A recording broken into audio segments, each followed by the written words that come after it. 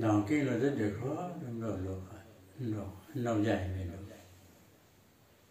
Ruộng làm thô nào dài cô quay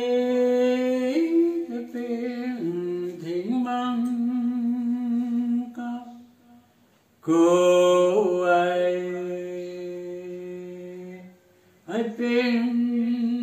nơi bên ruộng này bàn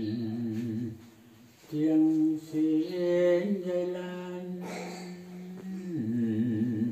bù giờ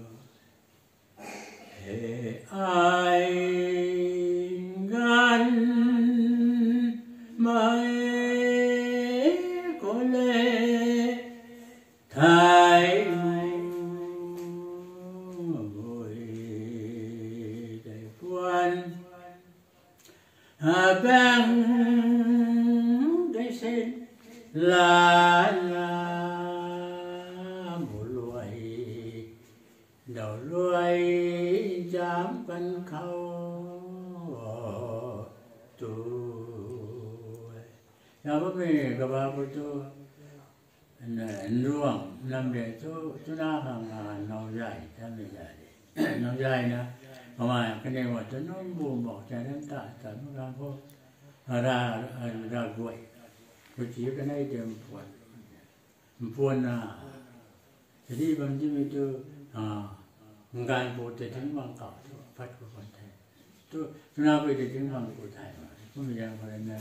mày tiếng ấy ngài mới lên mặt tiền thì những gia đình của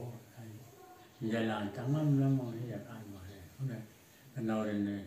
sao mày lại ai tiếng ấy tiếng mặt tiền thì gia đình nó ai ngài mới còn những cái tôi